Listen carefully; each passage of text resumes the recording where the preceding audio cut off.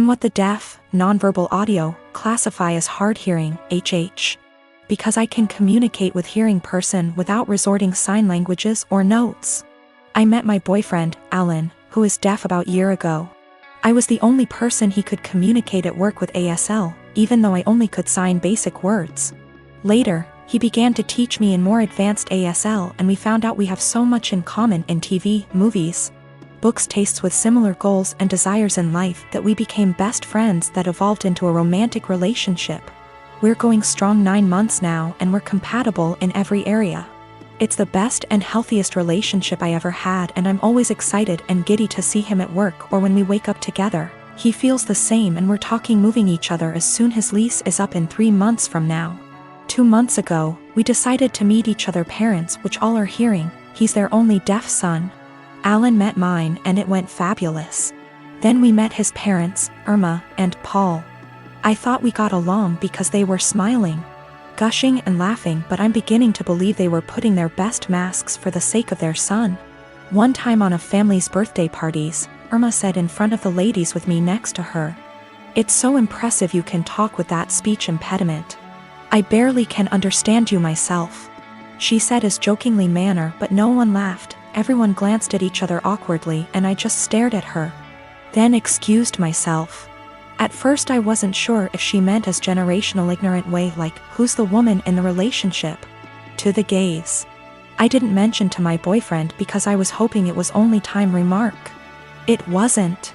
They made more comments, mostly Irma, about me struggling pronunciation or grammars, using sign language incorrectly and not teaching me the right one like Alan would do, or not having deaf//HH friends, or not going more to deaf community, and so on. It happened so gradual and subtle that I didn't realize they were being insulting to my face that to this day I still wonder. Most of the time they would make those comments without Alan nearby. I mentioned to Alan few times, and he told me that maybe they were worried I might not understand the deaf culture. He talked to them that saying those things weren't helpful and he would appreciate if they would shut it up. They didn't. Few weeks ago at barbecue party, Irma and Paul sort of insinuated about my parent for not giving best tool for me, saying it was a shame that my parent didn't put me in deaf school or letting me to get cochlea implant or letting me to study abroad in non-deaf university program. They made it sound as if my parent crippled me as person because my social and emotional network didn't consist the right people. This time I got angry and I said what they said was rude. That my parents made lot sacrifice for me and no one has the right to belittle for their choices about raising me. Alan caught at the end of the conversation, lip reading, and asked me what's going on. Not so surprisingly, Alan's parent threw me under the bus, remarking I was so sensitive after making such innocuous comment. Alan saw I was uncomfortable and asked me if I want to leave. I said yes, and we left. When we got home he asked me what they said to me. I didn't want to say what his parent told me because it was so ugly to talk about it, but I told him anyway, and he got upset for me. He FaceTimed them and said they shouldn't said that. He told them they crossed the line. They pretended they didn't know what I was talking about, that perhaps I misunderstood, considering I'm hard-hearing, which upset Alan even more.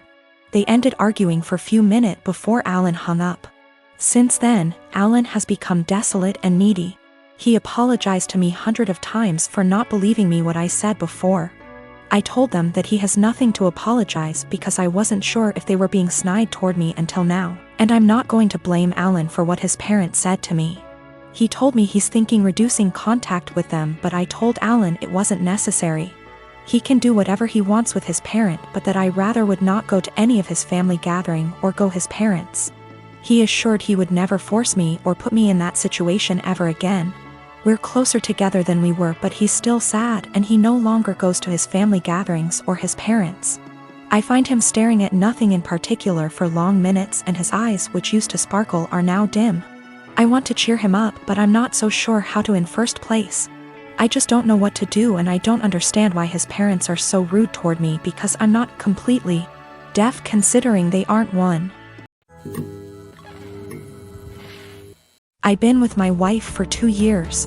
She has a 21-year-old son. I have a 14-year-old daughter from my previous marriage. My late wife passed away in 2014. She left a few things for our daughter.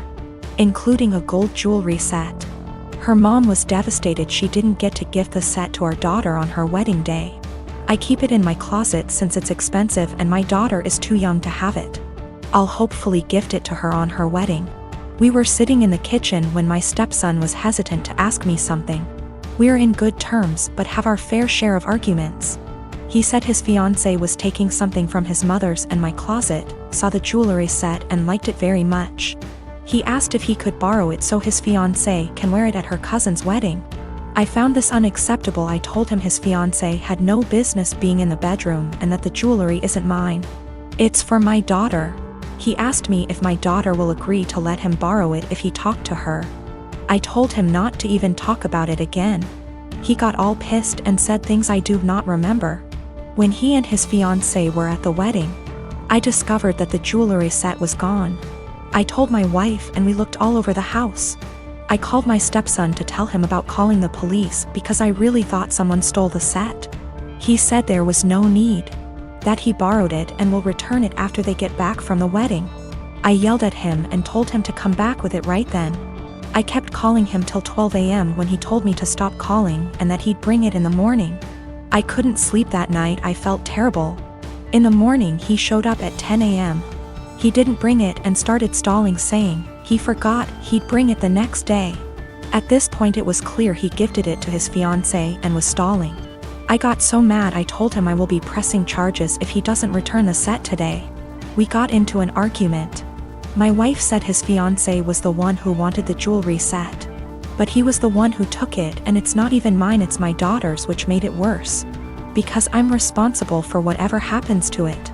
His grandparents berated me after I told them this and got mad and defended him when I said that I will be pressing charges.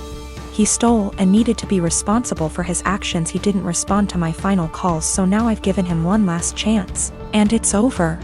I pressed charges today. They're saying calling the police was extreme and cruel. They're all convincing me to back down. He was replying to me sarcastically when I said I'd get the authorities involved, and he didn't take me seriously.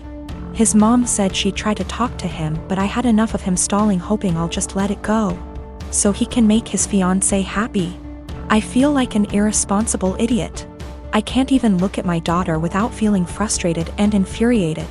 I'm hurt, but what's worse is that this is my daughter's property that I couldn't take care of. My wife allows them into the room, although I told her not to several times. They're not kids and there should be some boundaries. My sister is 30, I am 22. 10 years ago, my sister had a miscarriage. Obviously, it was devastating for her and the whole family, and it took her a couple of years to fully heal from it. We're still not 100% sure why it happened, but it was a one-off and she's since had 3 very healthy, beautiful children, including a set of twins. So here's the thing. My sister and I don't really get on. She resented me as a kid because she had to share mom's attention and because she thought mom left her dad to be with mine.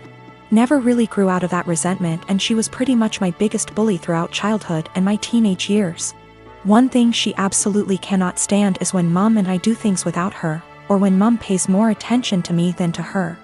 When this happens, she calls mom and says she's feeling really upset about the miscarriage, and without fail mom goes running. This includes a trip to Paris I took mom on for her birthday earlier this year, which she cut short because sister said she needed her. Also includes when I had a manic episode so bad I was hospitalized, and sister managed to need mom every time she was planning to visit me, and so she never did. Note: these times when mom is spending more time with me than her are the only times sister brings up what happened, and certainly the only times she still gets so upset about it. So recently I was sick. Like, don't leave the bathroom for days, can only keep water down, sick. Didn't manage to get the doctor, but I think it was norovirus.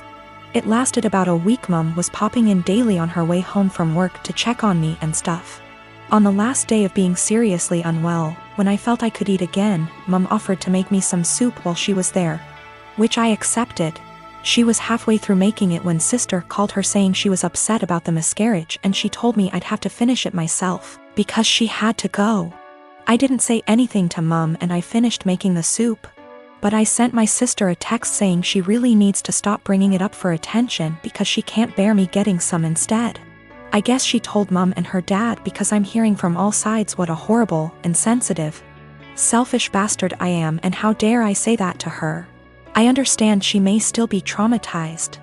I just think it's really weird how that trauma solely manifests whenever I'm getting attention and she isn't. I and my husband tried for 5 years to get pregnant. Testing eventually revealed I have eggs of steel, and without medical help I'll never get pregnant. So that's what we did. Gave our samples, 1 petri dish, and 9 months later I have 2 beautiful fraternal twin boys, Jack and Adam. Thing is, Jake has a condition, without going into detail, requires a shot once a week. Once he is older he can take pills. I went back to work and mother-in-law offered to watch the babes. She's wonderful. I trust her 100%. They were 9 months. Now 16 months. During this time she would give his injection as we had a schedule. 10 a.m. before snack and nap. Worked very well until a month ago when she gave the shot to the wrong kid. Now they may be fraternal but they look identical. I'll be honest, my husband and I even mix them up sometimes. Everyone does. She immediately noticed her mistake, called 911, and they were transferred to hospital. By the time I got there Adam had been given the reversal agent and they were both happily sipping on juice, loving the attention. We went home the same night told to push fluids. He was never in danger. It's a very slow-acting medication that, at worst, would have given him diarrhea in a few days. Mother-in-law was beside herself. I tried to ease her worry but she refused to babysit, so to daycare they went. This daycare has a nurse cause some of the kids have medications, so she knew what to do, but the worry of mixing up the kids was a valid concern, and they would not keep name tags on. Doctor recommended a medical tattoo. Explained they tattoo a freckle, no bigger than the end of a pencil eraser, on an area of skin that's easily seen while the child is under mild sedation, similar to dental offices. Because of the area it usually fades in 2 to 3 years, but by then they should have developed more personal features, and may not need it redone. So after discussion with my husband we did it. He has a 2 mm brown freckle on his earlobe. From entering the office to leaving it took 30 minutes. Never felt a thing. Mother-in-law lost her shit the second I mentioned a medical tattoo. I tried to explain but she just freaked out, so I put both kids on the floor and told her to pick up Jack and find the tattoo. She picked up Adam, so I handed her Jack, and after 20 minutes still couldn't find it. Stripped him to his skivvies. I finally pointed it out and she went, "That's just a freckle," I just said. My point exactly. Adam doesn't have a freckle there. So that's how daycare can tell them apart. She's still pissed and ranting. Once I explain to others and they fail to find it, they understand, but they still think I went too far in tattooing my child and altering their body. I believe I took the necessary precautions recommended by the doctor, and the tattoo will fade with sun exposure, and as he grows, by the time he's 5 it probably won't even be visible, or it'll just look like a faded freckle.